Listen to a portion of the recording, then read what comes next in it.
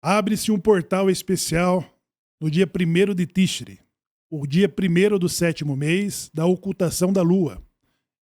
A ocultação da lua que traz a todos os judeus o reforço do temor mediante o ataque no nosso maior inimigo, aquele que deseja a nossa aniquilação.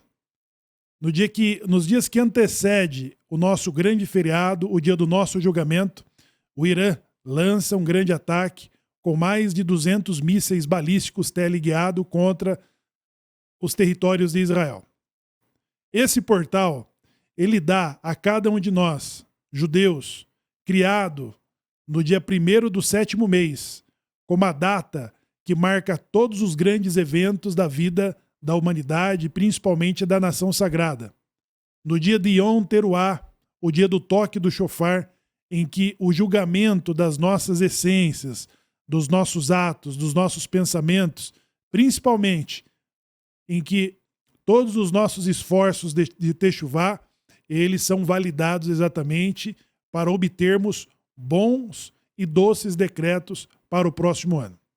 Mediante o ataque do Irã, do Hezbollah, do Hamas, em que também completamos mais de um ano, em que os nossos inimigos estão vindo por um caminho e fugindo por 7 outros caminhos.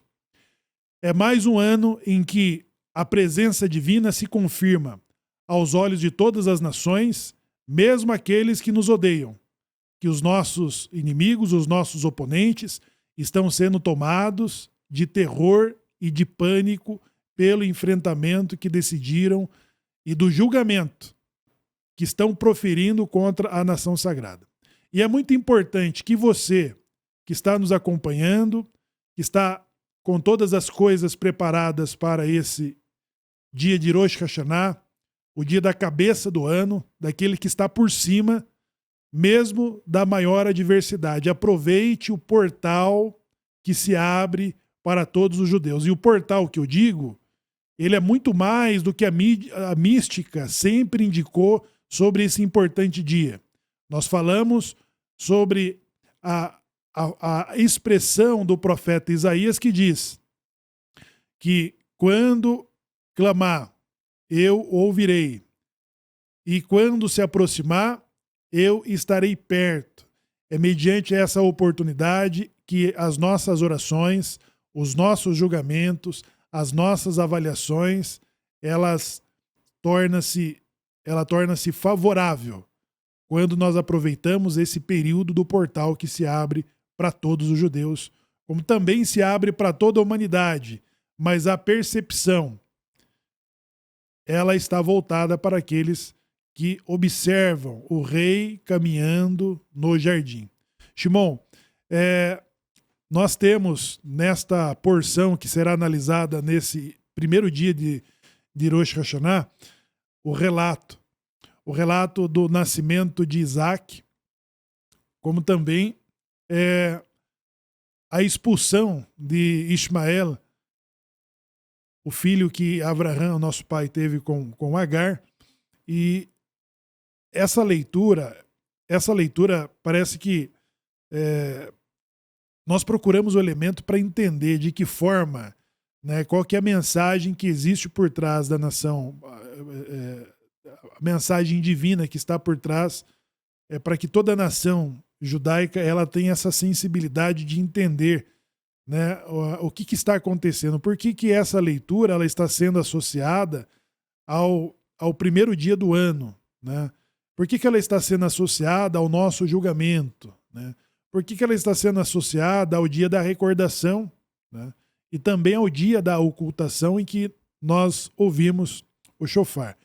E aí, com a leitura dos profetas, com a leitura desse texto sagrado que está em Gênesis 21, que compreende do versículo 1 ao versículo 34, nós temos essa importante leitura que explica a importância de Rosh Hashanah como o ano novo judaico e o tempo do nosso julgamento.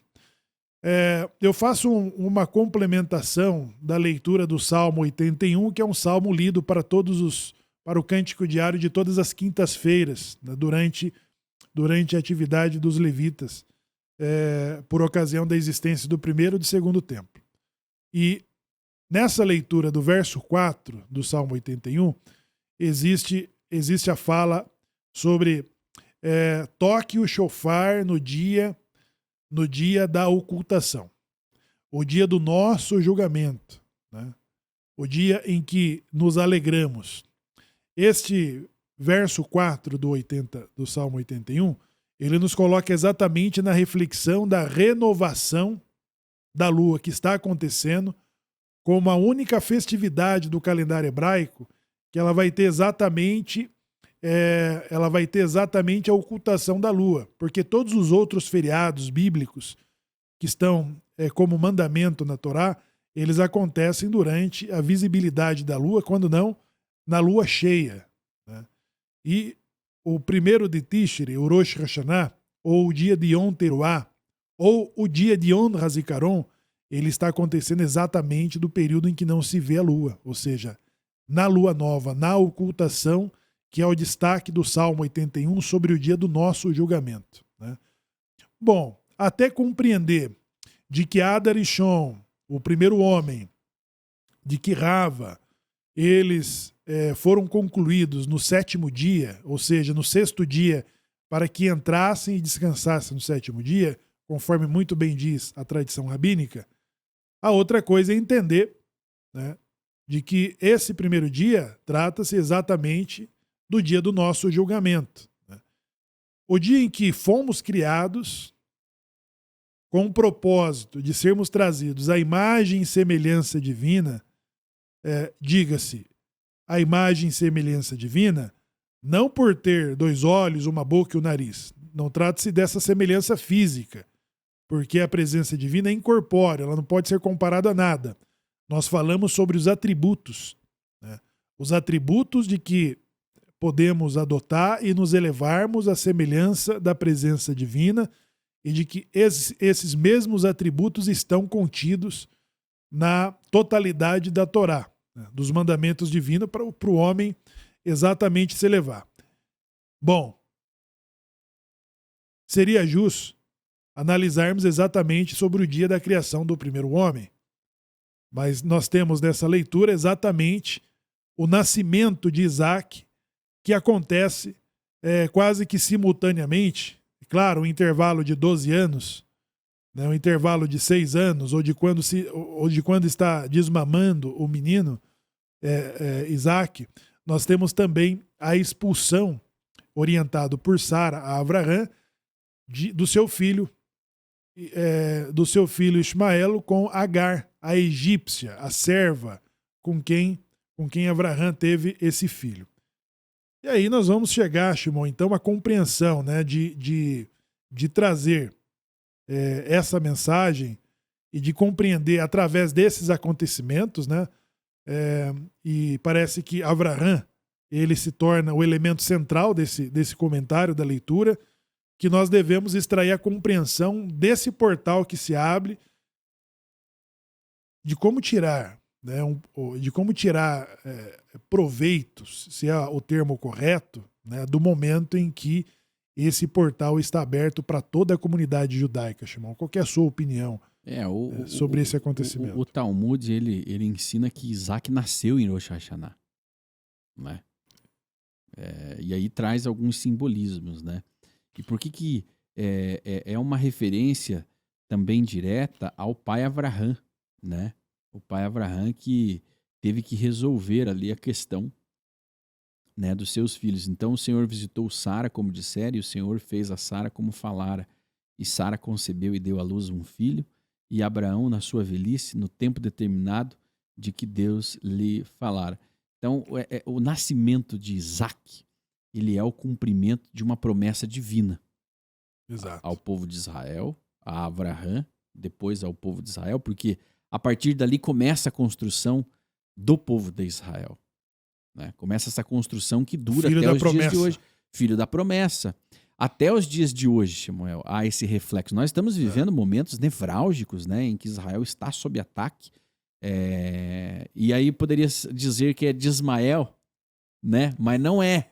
Embora a religião muçulmana tenha essa capacidade de colocar no mesmo pacote? Essa né? capacidade de colocar no mesmo pacote, né? Porque é a religião também dos ismaelitas, né? Embora Israel hoje está sendo atacado pelo Irã, que é persa, mas religiosamente seria por Ismael, religiosamente, né? É isso mesmo. Seria por Israel, por Ismael. Então, o que aconteceu há 3.500 anos ainda reflete, né, até os dias de hoje. Então, Rosh Hashanah, ele marca o nascimento de Isaac, né? E também ele marca a expulsão de Ismael e de sua mãe do reduto. Né? Ao mesmo tempo. Parece que é a alegria de um e a tristeza do outro, né? Nesses momentos místicos. E é interessante, Shemuel, porque nós também dizemos, né, que Rosh Hashanah marca a criação do homem. Né? Agora, por que a Paraxá ela traz o nascimento de Isaac? E a expulsão do outro. Né? E marca também, justamente, o nascimento do que viria a ser Israel, motivo de celebração, motivo de guerra, motivo de alegria, motivo de choro. E nunca esses momentos foram tão verdadeiros, né? O que parece fugir da nossa compreensão, né? Às vezes somos levados a compreender da forma como Sara tentou ajudar Deus. Havia uma promessa quando Abraão ainda tinha 75 anos de que ele seria pai de uma multidão de nações. Né? Uhum.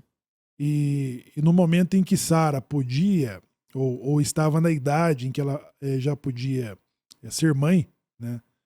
Conceber e dar à luz a um filho, esse momento nunca chegou. Ou seja, houve muitos esforços, levou aí mais de 30 anos para que Deus lembrasse da promessa que fez a Abraão, e muitas outras coisas aconteceram nesse mesmo período, a ponto de que Sara, ela através da sua serva, Agar, ela vai dar a Abraão para através dela, ela dar um filho a Abraão. É muito simplista, obviamente que nós chegamos à conclusão de que Sara tentou ajudar Deus. Sara tentou ajudar Deus, então ela deu a sua serva para que Deus cumprisse a promessa através dela, da sua serva e não dela, ou seja, como se ela já tivesse perdido as esperanças, né? Isso parece ser verdade, porque depois que Abraão volta do conflito com os cinco reis, né, que ele vai resgatar Lot, parece que ele recebe informação, depois de encontrar com Shem, o sumo sacerdote que lhe recebe com pão e com vinho, ele recebe a informação de que ele está mais rico. Né? E parece que aquilo que, ao invés de lhe trazer alegria, ele fica angustiado, porque ele diz assim, para quê? Né? Para que mais riqueza se quem vai herdar tudo isso é o meu servo Eliezer? Né? O meu servo Eliezer que vai herdar a minha fortuna. E ali Deus realça, né, a promessa que diz, não, o teu filho será o teu herdeiro. Eliezer não. E isso vai se arrastar aí por anos, Timão. Acontece que hoje nós vivemos, nós estamos inseridos, né, principalmente a geração que nasce da era pós-moderna, nós estamos inseridos num mundo muito mais imediatista, né? Uhum. Nós esperamos as respostas rápidas ali. Então nós mandamos uma mensagem no mundo globalizado, nós estamos acompanhando o conflito de Israel simultaneamente, né? Nós estamos acompanhando simultaneamente os acontecimentos, chegam em frações de segundos, né? Do outro lado do continente. Isso faz com que essa geração ela seja imediatista. As respostas do tempo. Abraão levou em torno de 30 anos, é claro, ele já se mostrou impaciente nesse momento que eu destaquei na fala, como também a própria Sara, ela parece criar uma solução para que isso se viabilizasse. Falou, bom, vamos ajudar Deus e viabilizar que essa promessa aconteça. E já que eu não posso ser a mãe do filho da promessa, eu vou dar a minha serva, e aí vai nascer Ismael. E até o ponto, né? Até o ponto, o Shimon destacou bem aqui, em que Deus ele vai lembrar, né, da promessa que fez ao casal.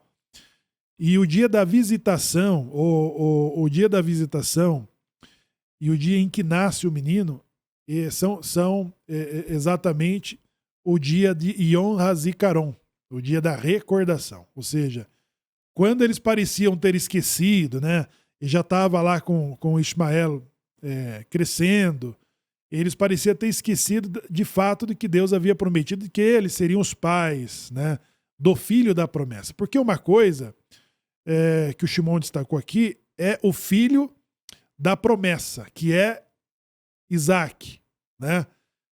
Mas já estávamos distraídos com Ismael. A promessa que Deus fez para Abraão, e eu te farei por pai de uma multidão de nações. Né? Uma multidão de nações. Então não se tratou de uma distração divina para que Ismael nascesse pela ajuda de Sara através de Agar. Não. Porque a promessa de que Abraão tivesse a paternidade não só do filho da promessa, mas como também de uma multidão de nações. O Shemuel, e o nascimento de Isaac e Rosh Hashanah está ligado justamente à renovação, né? A renovação. Porque Abraão já estava de idade avançada. De idade avançada, já não poderia... A mulher supostamente não poderia ter filhos, né? E vem Isaac e renova, porque quando você tem um filho, você renova todas as suas perspectivas de mundo. Muda, né? Muda totalmente a sua visão, porque aquilo ali, o nascimento, né? Aquele momento do pai e da mãe, e Abraão e Sara não tinham filhos, nenhum. Abraão não tinha nenhum filho ainda, né? Era o primeiro filho, né, que Abraão tinha. Então, toda a concepção, todo o olhar que Abraão tinha sobre o mundo e sobre as promessas divinas estava no campo ali da esperança mesmo. Né? E quando nasce Isaac, há essa renovação de comportamento de Abraão, de comportamento de Sara, e o resultado disso, né, era o cumprimento da promessa divina, né, que afirmando a promessa de que Abraão seria o pai de muitas nações, mas de uma delas, né, seria aí uma grande nação que teria um papel especial no mundo. Então essa renovação, e Rosh Hashanah, ele tem o início aí, a festa, né? Essa data tem um início também da renovação em todos os aspectos da nossa vida, que os votos, as perspectivas, né? Quando inicia o Rosh Hashanah, o tribunal celeste se coloca em sessão, né? Da renovação. A renovação, olha, agora nós vamos julgar os seus atos, as suas, né, atitudes, vamos julgar os seus pensamentos, vamos julgar as suas ações, as suas perspectivas, e é o momento também da gente entender que o que não deu certo, agora é a hora da gente abrir mão e renovar as esperanças, renovar os projetos, renovar os planos para uma nova era, né? De ano em ano nós vamos renovando. Então, essa esperança de renovação, se nós tivéssemos que escolher aí uma palavra para este momento, uma delas, né? Mas uma palavra muito forte é a renovação, onde nós renovamos junto aos céus, ao tribunal celeste, na esperança de alcançarmos a misericórdia divina. E aí Isaac também representa isso, né? Representa o riso, né? Isaac e Ismael. Porque ao passo que nós temos momento de renovação, julgamento e recordação, né? também o que aconteceu com Ismael e a sua mãe Agar também representa a misericórdia divina. Né? Nós vimos ali um mal feito de Agar, um mau comportamento de Ismael e a tristeza de Sara, né? E aí depois nós vemos também a misericórdia divina sobre Ismael. Então, exatamente. São dois propósitos diferentes. Exatamente. Né? Então, o filho da promessa é porque Deus entendeu que Abraão merece ser pai da nação sagrada, né? Aqui ele vai tomar como primogênito. E a misericórdia, mesmo Ismael estando fora da aliança. Ou seja, isso é um recado para as nações. Mesmo não fazendo parte da aliança sagrada, há espaço para vocês e há misericórdia caso vocês olhem para o Deus Todo-Poderoso, o Senhor dos Exércitos, né? E clamem por misericórdia. Nós precisamos entender que Abraão ele está 10 gerações à frente do que aconteceu do dilúvio, quando Deus parecia ter desistido da civilização, né? E aí ele conseguiu transcender através de Noé que Abraão viria a existir 10 gerações à frente. Quando Abraão ele surge no cenário mundial, então a inspiração de Deus de que o homem possa trazer santidade para o mundo, ela volta, né? Ela volta a florescer. E quando nós falamos que Abraão mereceu ser o pai da nação sacerdotal, ou seja, ele mereceu ser o pai do filho da promessa, que vai se tornar Israel, aí ele também pensou no conjunto de nações que ele deveria influenciar. E aí nós precisamos entender o papel que os ismaelitas, que Ismael ele tem no mundo, né? Quando nós falamos aí desse conflito que envolve no Oriente Médio uma importante representação que Deus estabelece para contribuir com o mundo que hoje como nós o conhecemos, né? Por que nós falamos Gog e Magog? Nós falamos de 70 povos. E a tradição rabínica ela vai dividir esses 70 povos exatamente com os descendentes de Ismael, né, o filho de Agar, e com os descendentes de Esaú, filho do próprio Isaac. Então, Isaac, quando Deus fala com ele diz assim, ele repete a mesma coisa, ele diz assim para Isaac, olha, eu te farei pai de uma multidão de nações. Ele poderia confirmar que, olha, Isaac, eu constituí Abraão, o teu pai, como pai de uma multidão de nação. Não. Ele vai falar também para Isaac, olha, eu farei de você pai de uma multidão de nações. É a renovação, né? A renovação. Do acordo, do voto, da aliança. E aí ele vai ter também 2 filhos. Ele vai ter também 2 filhos, como Abraão teve lá. Ismael e Isaac, que vai ter o conflito de interesses, né, sobre território, Isaac também vai sofrer isso quando ele também tem 2 filhos. Né? Ele vai ter Esaú e Jacove, com missões, com papéis distintos. Né? Com papéis distintos, e isso vai voltar a se repetir. Então, ele diz para Isaac, eu te farei o pai de uma multidão de nações. Olha, o Shimon fala da renovação. A renovação é que Deus, ele lembra da visitação de Abraão e de Sara, ele dá o filho, né? Sara chegou ao ponto de duvidar, né? Falou, nossa, poxa, com a idade em que cessou o meu período e Abraão já velho, poderemos dar à luz a um filho, né? E o riso dela foi motivo de riso para as pessoas, porque sabe o que aconteceu, Shimon? Nesse dia em que ela decide que o Ismael vai ser, que ele deve ser expulso lá do acampamento, acontece que as pessoas acreditavam que Sara ela estava sabotando, era uma farsa. Eles arrumaram uma criança e eles estão fingindo de que são os pais biológicos dessa criança. E aí eles promoveram lá o dia da desmama do menino, eles promoveram uma festa, né?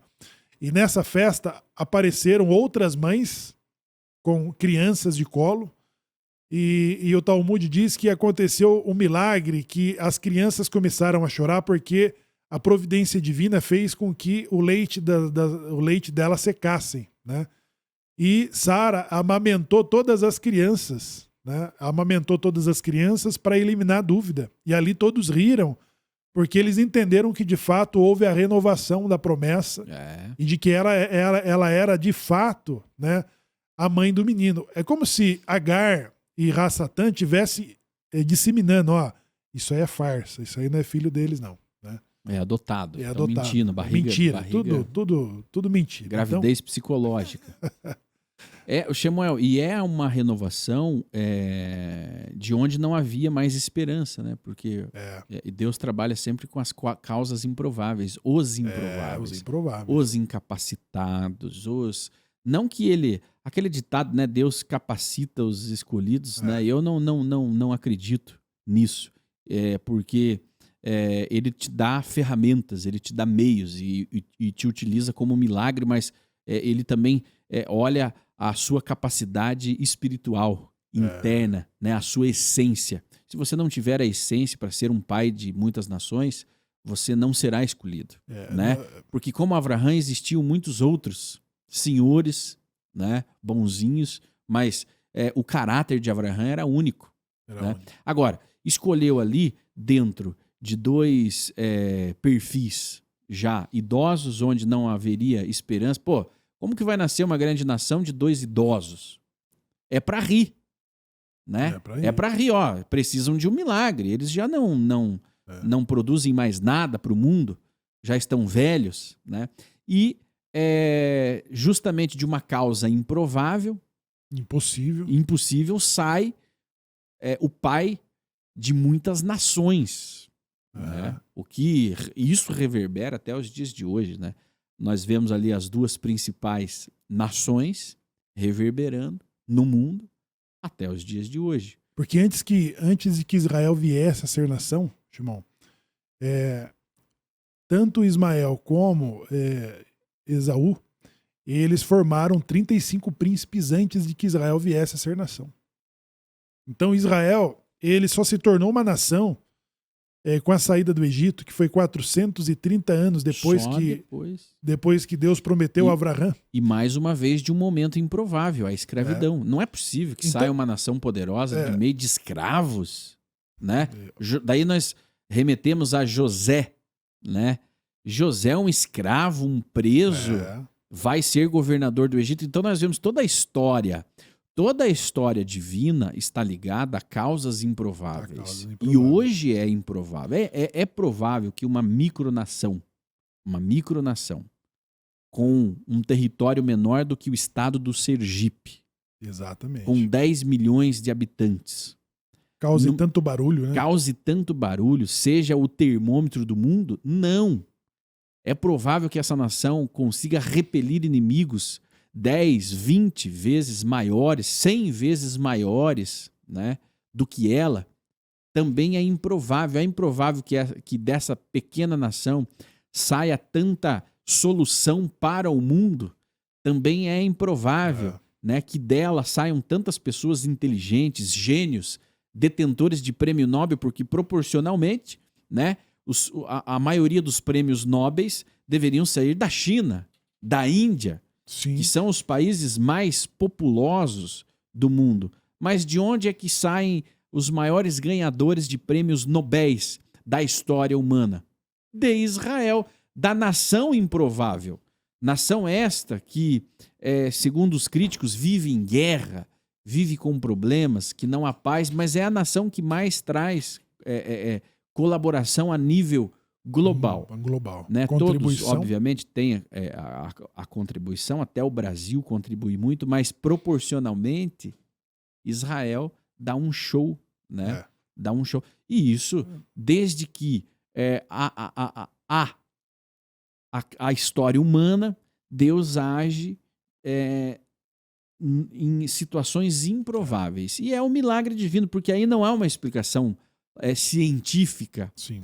Como que os cientistas explicam uma mulher e um homem muito idosos gerando filhos, Samuel? É para rir. Né? Não tem. Bom, é aí que vem o dia da recordação, porque trata-se. Você falou de um deles que também acontece em Rosh Hashanah, que é o de José. Né? Uhum. José, quando ele deu a interpretação do sonho dos dois ministros, copeiro e do padeiro, no momento da libertação do copeiro, ele falou assim: olha, quando estiveres na presença do rei, né, lembra-te de mim. Já fazia 10 anos que José estava preso, e depois desse pedido demorou mais 2 anos para que o copeiro lembrasse que no cativeiro tinha lá no cárcere, tinha um hebreu que tinha o dom de interpretar sonhos, né, que é o que o faraó precisava. E o dia que ele foi libertado para ser colocado diante do faraó, da corte do faraó, foi no dia 1º de Tishri, né, o dia da recordação. Então, nós tendemos a pedir as coisas para os céus, né, para o tribunal celeste, para Deus, daquilo que nós conseguimos concretizar na nossa mente de viabilidade. Não, o que eu estou pedindo para Deus é possível que Ele me dê. Né? Eu tenho idade fértil, eu tenho... a minha esposa está na idade adequada, né? Referindo-se a Avraham e Sara.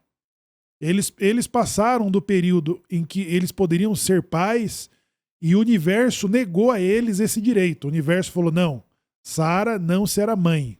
A natureza, né? A natureza não permitiu. A natureza condenou Sara, falando, você não será mãe.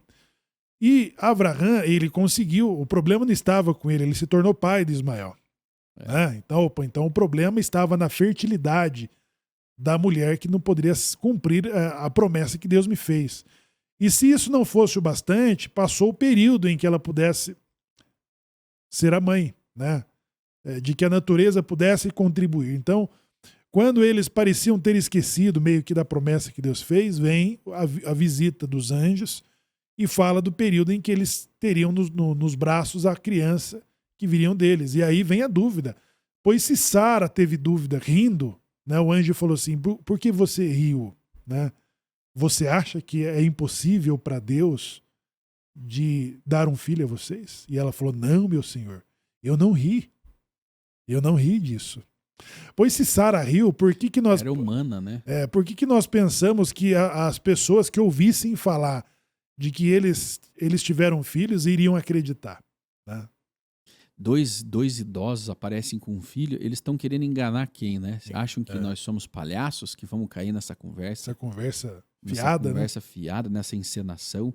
Porque tanto... Lembrando também que Avraham era muito rico, muito poderoso, então já era visto de baixo para cima, né? Com desconfiança. Com desconfiança. É só como diz, é só um luxo de gente milionária. Vão lá na África buscar crianças e trazem, né? Adotam, né? Exato. Adotam crianças da África. E aí aquelas críticas, né? Olha, tem tanto pobre aqui no Brasil, você vai na África buscar uma criança, né? E Avraham era o bilionário, né? O grande homem do momento, né? E Sara, de repente, era vista como uma dondoca, né?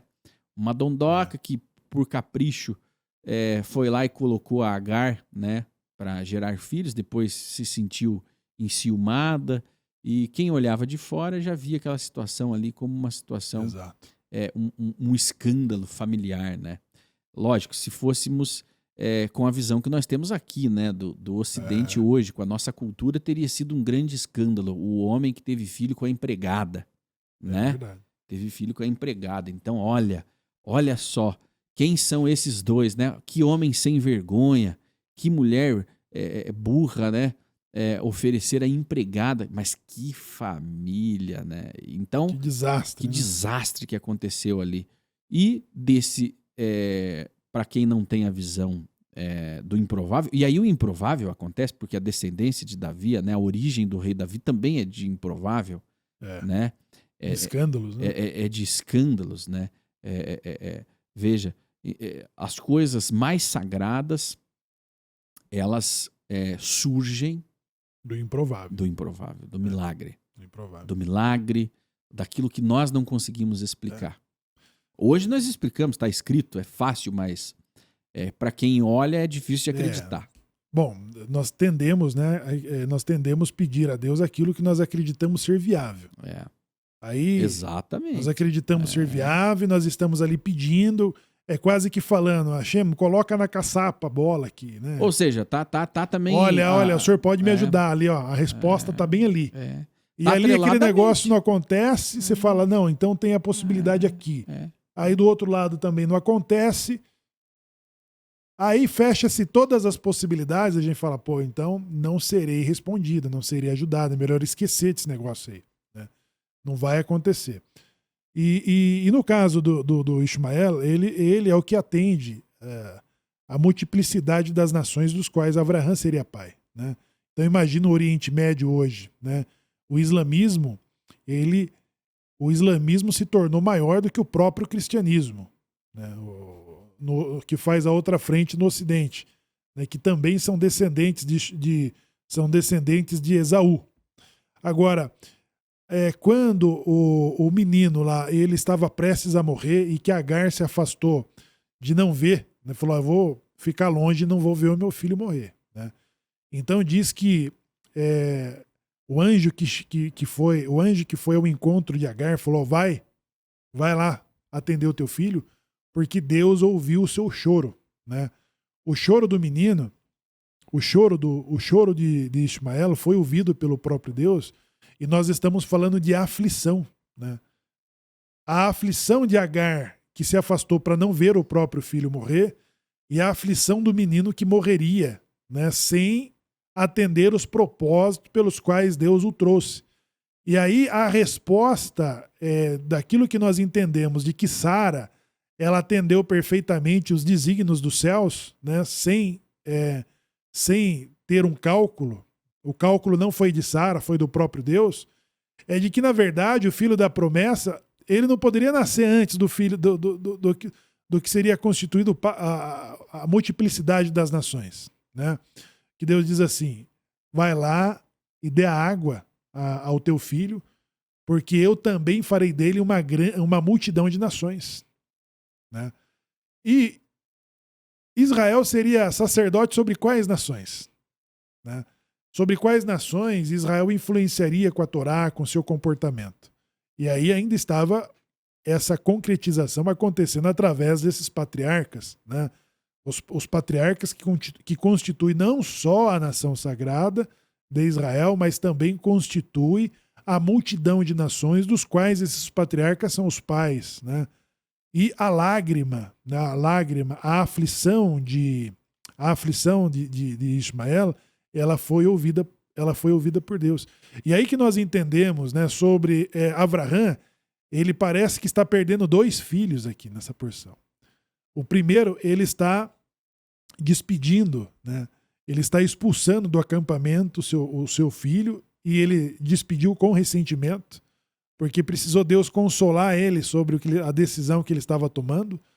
E no segundo momento, ele vai ter que explorar, né, exatamente lá do que vamos estudar na Parashá do segundo dia de Rosh Hashanah. Ela vai tratar exatamente sobre a Agedá. Né? A Agedá em que Abraham, ele não está só sacrificando Isaac no Monte Moriá. Ele também já havia sacrificado Ismael. E aí existe um conflito de interesses, né? Porque hoje, do ponto de vista muçulmano, o islamismo, eles entendem que o monte do templo, o Monte Moriá, foi que Abraham sacrificou Ismael. Uhum. Né? O monte do templo não foi Isaac, porque eles entendem que o primogênito de Abraham foi Ismael, e depois que veio Isaac. Mas a primogenitura, ela é marcada sobre o que abre a madre. Então é verdade que Ismael ele é o primogênito de Agar com Abraham, E é verdade que Isaac ele é o primogênito de Sara com Abraão, né? Mas uma coisa é o que Deus destinou a Ismael e outra é o que Deus destinou ao filho da promessa. E o filho da promessa não vai ser exatamente ele que vai constituir a nação sagrada, porque Deus ainda virá tratar com Jacó e Israel, né? Ele só vai ser o meio para que também através dele uma multidão de nações. Nós poderíamos pensar, então, Jacó, ele vai se ocupar tão somente com a criação do Estado de Israel. Não, pois o próprio Jacó, dentre os seus 12 filhos, também ele vai gerar nações distintas, porque aí nós temos Efraim, né? Efraim e Judá, e que dos filhos de José também vão se constituir povos distintos em relação à nação sagrada. O propósito de Deus ele está se cumprindo, mas tudo está acontecendo, tudo no dia 1º de Tishrei, né? Tudo em Rosh Hashanah, né? E a Haftarah, Shimon? A Haftarah ele destaca a história de Hana, né? Hana era uma outra mulher que não podia ter filhos. Ela era afrontada pelas outras esposas de Elcana. Uhum. E ele tinha uma consolação que proferia ela dizendo, não, você me é melhor do que 10 filhos, né? Mas ela era instigada constantemente, provocada pelas outras esposas, de que ela era infrutífera, ela era seca, né? E ela também, ela procurou o tabernáculo em Shiló, e ela rezou com amargura, com aflição, a ponto de que o sumo sacerdote Eli, naquele ano, confundisse como se ela estivesse embriagada. E ele vai repreendê-la, inclusive por entender que ela estava embriagada. E ela vai se expressar da seguinte forma, não, a tua serva está aflita, né? Eu estou rezando, eu estou orando. Então Eli diz assim, poxa, então que se cumpra, né, aquilo que você está pedindo para Deus, que Deus atenda. E aquele decreto de que Hana tinha recebido a negativa do universo de que ela não poderia ser mãe, também foi anulado. E qual dia? Por que nós estamos estudando essas histórias de Ismael? Do dia que ele foi expulso, o dia do seu choro foi no dia 1º de Tishrei. O nascimento de Isaac foi no dia 1º de Tishrei, ou seja, Deus visitou Abraão, Sara e o próprio Isaac, né? E Hana, o dia que ela visitou o tabernáculo em Shiló, também era no dia 1º do 7º mês. Então nós estamos falando do dia da recordação, né? O dia da recordação em que Deus lembra da promessa daqueles que até desistiram de pedir, porque tem coisas que nós entramos com pedido, entramos com outro pedido, nós recorremos de novo, nós pedimos, nós imploramos e nada acontece. E parece que nada vai acontecer. E de repente, dependendo do dia, aí o portal, Shimon. Dependendo do dia em que nós pedimos e até nos afligimos, a resposta vem como o dia da recordação, o dia da lembrança. E aí nós temos o José, né, que tinha essa expectativa, ele tinha os seus esforços como cárcere-mor lá do sistema penitenciário do Egito. Ele atendeu muito bem os ministros do faraó e ele esperava, no mínimo, né, que fossem lembrado, né, quando o copeiro estivesse ali. E são indicações, né, Shimon? Às vezes nós temos as pessoas que podem nos colocar, as pessoas que podem mexer os pauzinhos lá e atender, adiantar o nosso processo, as nossas urgências. Mas não foi o caso de José. José, ele só foi recordado 2 anos depois do momento em que ele se despediu do copeiro, né? E foi quando o sonho do faraó fez com que o copeiro lembrasse, olha, eu tive uma experiência lá e existe um hebreu que interpreta os sonhos, né? Então esse também é marcado como o dia 1º de Tishrei, o dia que ele foi lembrado. Não lembrado pelo copeiro, mas ele foi lembrado pelo próprio Deus, né? Então quando ele diz, quando estiveres diante do rei, lembra-te de mim, né? E aí a tradição judaica, ela vai interpretar que do dia 1º de Elul até o dia 10 de Tishri, que é Yom Kippur, é o dia em que a presença divina ela está muito mais próxima do homem. Né? Deus está muito mais próximo do homem. Por isso que quando nós o procuramos, nós o encontramos. Quando nós clamamos, nós somos ouvidos. Né? É o portal.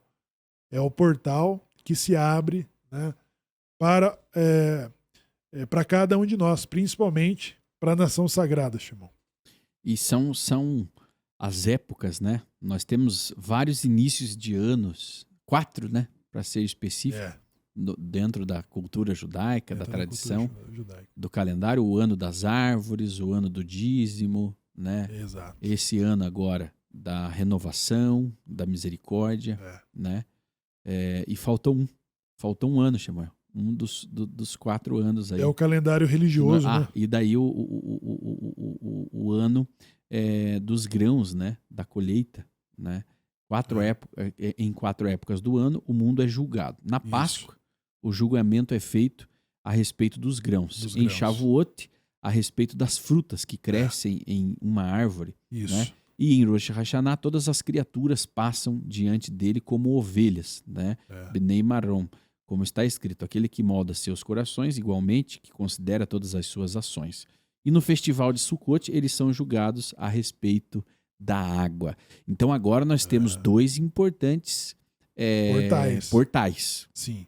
O portal da misericórdia, da renovação, que se abre agora em Rosh Hashanah. Hoje, agora está aberto esse portal. Sim. E em Sukkot encerra-se o portal da renovação, o portal da misericórdia, o portal do julgamento e a oportunidade de mudança de decreto, e vem aí o portal da água, né? Ou seja, a precipitação do ano vindouro. Você vai definir o que vem no ano vindouro. Que são exatamente, que nós falamos das colheitas, né? Em Rosh Hashanah é o outono, que é a colheita das frutas, né? De todas as frutas. E nós falamos das 7 espécies. Então, nós rezamos durante o ano sobre o orvalho, de que precisa os grãos. Os grãos não podem receber chuva nesse período, da safra dos grãos, do trigo, da cevada, do centeio, da espelta. Ele não pode receber chuvas, ele precisa de orvalho para que o produtor dos grãos eles consigam ter o resultado de Parnassá Tová. Mas no período do inverno vem então as chuvas de que precisam as frutas, né? A produção das outras espécies que nós colhemos agora, no dia 1º, hoje, né?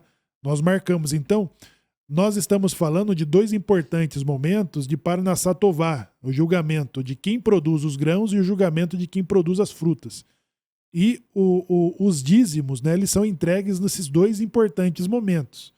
Então, as leituras que nos coloca sobre a entrega dos dízimos dos grãos, elas começam a se organizar logo depois de Purim, né? Que são os dias que estamos nos preparando para a purificação da Páscoa judaica. E a entrega dos dízimos das frutas, nós entregamos momentos, né, antes de Rosh Hashanah. Por quê? Porque o nosso julgamento também, ele somos julgados pelo que fizemos dos nossos recursos, de como gastamos, né, de quem ajudamos, do que produzimos, né, e do quanto agradecemos e somos satisfeitos, né, pelo resultado que tivemos de todo o nosso trabalho. Então é nesse período. Então o calendário civil ele é marcado nesse período do 7º mês, que ele marca a Shemitah, o período de cada 7 anos. Ele também define o período do Yovel, que a cada um período de 7 vezes 7, falamos de 49 anos, que no 50º ano acontece o Yovel, o jubileu. E também o Ano Novo das Árvores, né, Shimon? Você comentou aí. Uhum. O Ano Novo das Árvores e o Ano Novo dos Dízimos. Então, todos esses calendários, esses diferentes, todos esses ciclos acontecem dentro do mesmo calendário do ano hebraico. Né? Do ano hebraico. E o Rosh Hashanah, ele marca a contagem dos tempos, né? A contagem dos Contagem tempos. dos períodos. Inclusive a contagem do período para o jubileu de 7 anos, para A Shemitah, né, de 7 anos, a né? Shemitah de 7 anos, para o jubileu. O jubileu né? de 49 anos. As datas são contadas a partir de 1º de Tishrei. E os acertos, de Rosh Hashanah. os acertos financeiros, perdão de dívida, exatamente. concessão de empréstimo, né? Devolução de propriedades, acertos, todos esses acertos civis, eles acontecem agora, nesse festival que estamos entrando aqui. Muito bem. Então, estudaremos muito ainda a respeito disso, são muitos significados, né?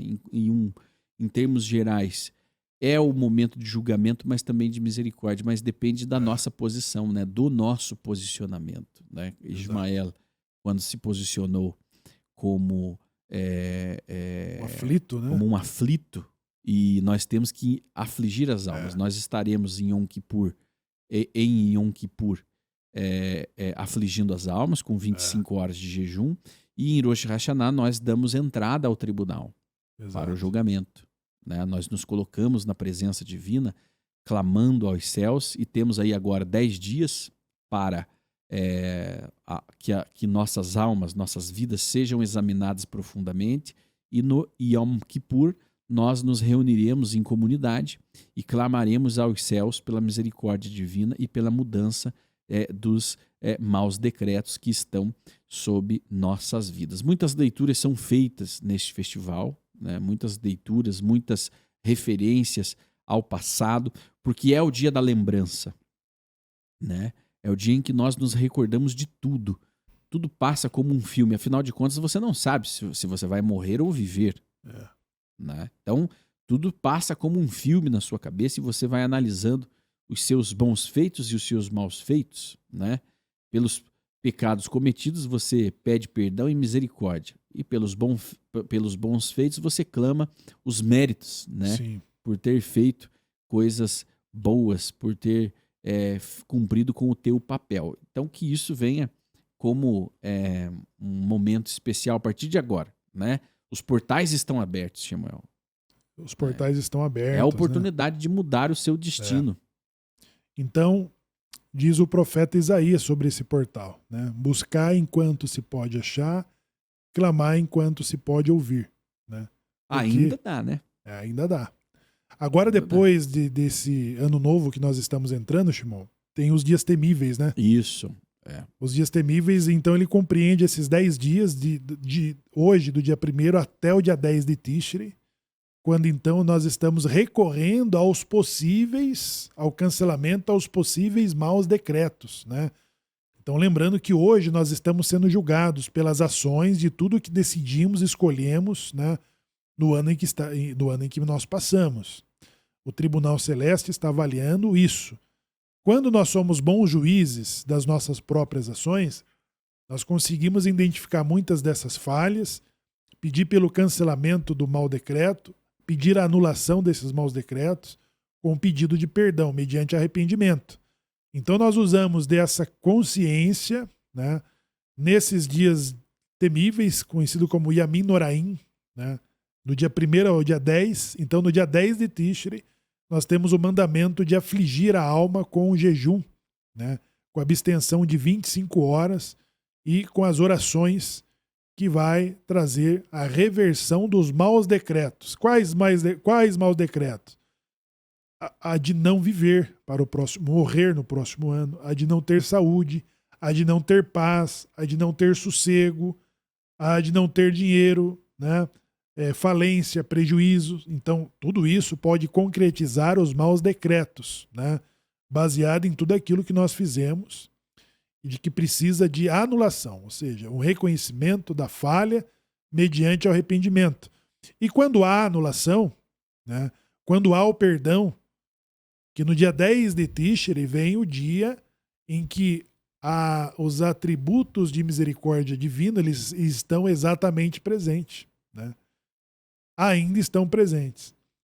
Então ali nós temos, tendo essa anulação, então se estava decretado morte, nós viveremos, se estava decretado doença, nós teremos saúde, se estava decretado falência, nós teremos prosperidade, se estava decretado falta de sossego, nós teremos paz e felicidade, assim sucessivamente. É nesse dia que estamos sendo julgados, para bons ou maus decretos. Por isso que desejamos, né, nesse dia, a toda a nação judaica, a toda a comunidade judaica brasileira, a toda a comunidade emergente e os brasileiros de origem, né, origem judaica, que todos tenham um Shana Tová Umetuká, né, um ano doce, suave, com bons decretos para todos nós, né, e para todos vocês. Muito bem, você que está conosco, nós vamos agora celebrar na prática o dia de Rosh Hashanah. Exato. Né? Você vem com a gente, fica aqui no nosso canal, é agora, né? Já vai começar a cerimônia, as rezas, as bênçãos, né? Todas as liturgias concernentes a esse dia. O portal se abre e há um rito dentro do tribunal. Exato. Né? Há um rito na presença do juiz. Momento em que você se levanta, momento em que você se senta, momento em que você fala perante o tribunal. Né? E justamente essa liturgia, esse serviço de Rosh Hashanah, esse Arvit que nós iniciaremos, ele dá início aos trabalhos, né, no tribunal, e o juiz, né, o Senhor dos Exércitos, estará vendo todas as nossas ações, o nosso coração, no momento de clamarmos por misericórdia, renovarmos nossas esperanças. Então, você começar um julgamento, Shemuel, se colocar em um julgamento com as esperanças renovadas, já é um sinal de boas energias, de esperança, né? Sim. Porque você lembra dos milagres, do impossível, e aí você vai entrar já com esperança, e isso vai trazer para você bons resultados, né? Agora, temos que nos entregar de corpo e alma, né, nesse dia sagrado. Então, reze pela paz de Jerusalém, reze pela sua alma, pela sua vida. Venha junto com a Sinagoga no Sim Brasil agora passar por esses novos momentos grandiosos. Né? Aproveite essa oportunidade e vem junto com a gente aqui, seguindo na nossa programação, que trará todos os momentos desse dia especial de Ano Novo Judaico. E nós dizemos Shana Tová Umetuká, um ano bom e doce a você e a sua família. Siga aqui, e está começando agora o Arvit especial, nesse dia que é um feriado, né? É um feriado, um dia solene. Um dia solene, todos os judeus do mundo estão reunidos neste momento.